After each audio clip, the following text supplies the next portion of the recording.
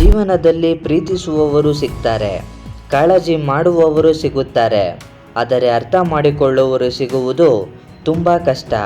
ಏಕೆಂದರೆ ಪ್ರೀತಿ ಮಾಡುವುದೇ ಬೇರೆ, ಕಾಳಜಿ ವಹಿಸುವುದೇ ಬೇರೆ, ಆದರೆ ಅರ್ಥ ಮಾಡಿಕೊಳ್ಳುವುದು ಇನ್ನೂ ಬೇರೆ.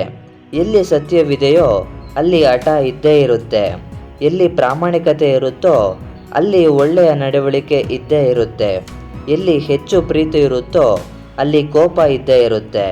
ಜೀವನದಲ್ಲಿ ನೀವು ಗೆದ್ದರೆ ನೀವು ಯಾರು ಅಂತ ಎಲ್ಲರಿಗೂ ಗೊತ್ತಾಗುತ್ತೆ. ಅದೇ ನೀವು ಜೀವನದಲ್ಲಿ ಸೋತರೆ ನಿಮ್ಮವರು ಯಾರು ಅಂತ ನಿಮಗೆ ಗೊತ್ತಾಗುತ್ತೆ.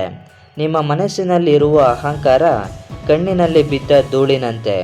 ಅದನ್ನು ಸ್ವಚ್ಛಗೊಳಿಸದೇ ಇದ್ದರೆ ನೀವು ನೋಡುವ ಪ್ರತಿಯೊಂದು ವಸ್ತುವು ಕೂಡ ಅಶುದ್ಧವಾಗಿ ಕಾಣಿಸುತ್ತದೆ. ವಾದದಿಂದ ತಾತ್ಕಾಲಿಕ ಗೆಲುವಾದಂತೆ ಕಾಣುತ್ತೆ. ತಾಳ್ಮೆ ಹಾಗಲ್ಲ. ತಕ್ಷಣವೇ ಸೋತಂತೆ ಕಂಡರೂ ಭವಿಷ್ಯದಲ್ಲಿ ಒಳ್ಳೆಯದೇ ಆಗುತ್ತೆ. ಏಕಾಂಗಿಯಾಗಿ ಸಾಗಿ, ಯಾಕೆಂದರೆ ಒಂಟಿತನ ಆಕರ್ಷಣವಲ್ಲದಿದ್ದರೂ ಕೆಟ್ಟವರ ಸಂಘಕ್ಕಿಂತ ಒಳ್ಳೆಯವರ ಉತ್ತಮ ಸಹವಾಸ ಲಭ್ಯವಾಗದಿದ್ದರೆ ಏಕಾಂಗಿಯಾಗಿ ಬದುಕಿ ತೋರಿಸಿ. ನಮಗೆ ಜಗತ್ತು ಅನಿವಾರ್ಯವೇ ಹೊರತು ಜಗತ್ತಿಗೆ ನಾವು ಅನಿವಾರ್ಯ ಇಲ್ಲ ಎಂದು ಅರಿತ ತಕ್ಷಣವೇ ಮನುಷ್ಯನ ಅಹಂಕಾರ ಕಡಿಮೆಯಾಗುತ್ತೆ. ಸಮಯ, ಅಧಿಕಾರ, ಹಣ ಮತ್ತು ಶರೀರ ನಮಗೆ ಜೀವನದ ಎಲ್ಲ ಕ್ಷಣಗಳಲ್ಲೂ ಸಹಕರಿಸುವುದಿಲ್ಲ. ಆದರೆ ಒಳ್ಳೆಯ ನಡವಳಿಕೆ, ಒಳ್ಳೆಯ ತಿಳುವಳಿಕೆ ಮತ್ತು ಒಳ್ಳೆಯ ಸಂಬಂಧಗಳು ನಮಗೆ ಯಾವಾಗಲೂ ಸಹಕರಿಸುತ್ತೆ. ಎಲ್ಲಿಯ ತನಕ ಎಲ್ಲವನ್ನು ಸಹಿಸಿ ಸುಮ್ಮನಿರುತ್ತೇವೆಯೋ ಅಲ್ಲಿಯ ತನಕ ಎಲ್ಲರ ಕಣ್ಣಿಗೂ ಒಳ್ಳೆಯವರಾಗಿಯೇ ಕಾಣುತ್ತೇವೆ. ಒಂದು ವೇಳೆ ಅನುಭವಿಸಿದ ಅನ್ಯಾಯವನ್ನು ಬಾಯಿ ಬಿಟ್ಟೇವೋ ಆಗ ಎಲ್ಲರಿಗಂತೂ ನಾವೇ ಕೆಟ್ಟದಾಗಿ ಬಿಡುತ್ತೀವಿ. ದುರಾಸೆಯನ್ನು ಬಿಟ್ಟು ಬಿಡಿ, ದ್ವೇಷವನ್ನು ಸಾಧಿಸಲೇಬೇಡಿ, ಇತರರ ಏಳಿಗೆಯನ್ನು ಕಂಡು ಅಸೂಯೆಯಂತೂ ಪಡಲೇಬೇಡಿ. ಇವುಗಳಿಂದ ನಿಮಗೆ ಯಾವತ್ತೂ ನೋವು ಹೊರತು ಸಂತೋಷ ಅಂತ ಯಾವತ್ತೂ ಸಿಗುವುದೇ ಇಲ್ಲ. ಸಾಧ್ಯವಾದರೆ ನಿಮ್ಮಿಂದ ಪ್ರೀತಿಯನ್ನು ಹಂಚಿ, ಅದರ 2ರಷ್ಟು ನಿಮಗೆ ಸುಖ, ಶಾಂತಿ ಮತ್ತು ನೆಮ್ಮದಿ ಸಿಗುತ್ತೆ. ನೀವು ಯಾವುದೇ ಸೇಡನ್ನು ತೀರಿಸಿಕೊಳ್ಳಲು ಅವಶ್ಯಕತೆ ಇಲ್ಲ. ಕೇವಲ ಒಂದು ಹೆಜ್ಜೆ ಹಿಂದಿಟ್ಟು ನೋಡಿ. ನಿಮ್ಮನ್ನು ನೋವಿನಿಂದ ನರಳುವಂತೆ ಮಾಡಿದವರು ಕ್ರಮೇಣ ತಮ್ಮನ್ನು ತಾವು ನೋವಿನಿಂದ ನರಳುವಂತಹ ಸಮಯ ಬಂದೇ ಬರುತ್ತೆ. ನೀವು ಅದೃಷ್ಟಶಾಲಿಯಾಗಿದ್ದರೆ ನೀವು ನಿಮ್ಮ ಕಣ್ಣಾರೆ ಅದನ್ನು ನೋಡಿಯೇ ನೋಡುತ್ತೀರಾ. ತಪ್ಪು ಹೆಜ್ಜೆ ಇಡುವುದು ಸಹಜ, ಆದರೆ ಅದರಿಂದ ಬೇಗ ಎಚ್ಚೆತ್ತುಕೊಳ್ಳುವುದು ಬುದ್ಧಿವಂತರ ಲಕ್ಷಣ. ತಪ್ಪಾದಾಗ ಕೊರುವುದಕ್ಕಿಂತ ತಪ್ಪಾಗದಂತೆ ಮುನ್ನೆಚ್ಚರಿಕೆ ವಹಿಸುವುದು ಇನ್ನೂ ಉತ್ತಮ.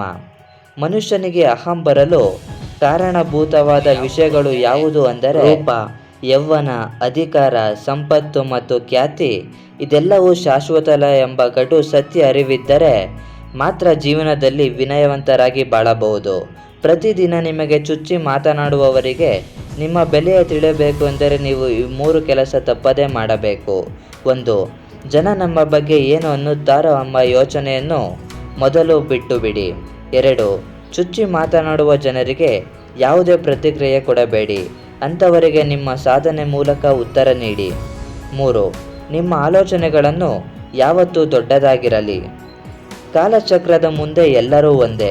ನೋಯಿಸಿದವರಾಗಲಿ, ಪ್ರೀತಿಸಿದವರಾಗಲಿ, ಬೈದವರಾಗಲಿ, ಬಯಸಿಕೊಂಡವರಾಗಲಿ, ತೆಗಳಿದವರಾಗಲಿ, ಹೊಗಳಿದವರಾಗಲಿ, ನಿಮಗೆ ನೋವು ಕೊಟ್ಟವರಾಗಲಿ, ದುಃಖ ಕೊಟ್ಟವರಾಗಲಿ, ಮೇಲಿದ್ದವರು ಕೆಳಗೆ ಇಳಿಯಲೇಬೇಕು.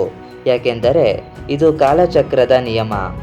ಕೆಲವರು ತಾವು ಕೆಳಗೆ ಇಳಿಯದೆ ಮೇಲಕ್ಕೆ ಏರುತ್ತೇನೆ ಎಂಬ ಹೆಬ್ಬೆಕೆಗೆ ಕಟ್ಟು ಬಿದ್ದಿರುತ್ತಾರೆ.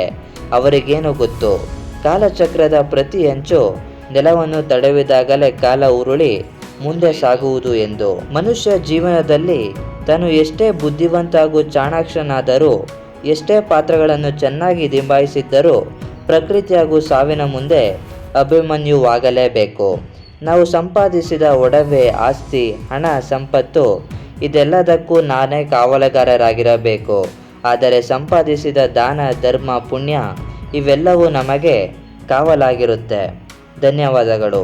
ಈ ವಿಡಿಯೋ ಇಷ್ಟವಾದರೆ ತಪ್ಪದೇ ಲೈಕ್ ಮಾಡಿ, ಶೇರ್ ಮಾಡಿ ಮತ್ತು ಸಬ್ಸ್ಕ್ರೈಬ್ ಮಾಡಿ. ಮತ್ತೆ ಮುಂದಿನ ವಿಡಿಯೋದಲ್ಲಿ ಸಿಗೋಣ.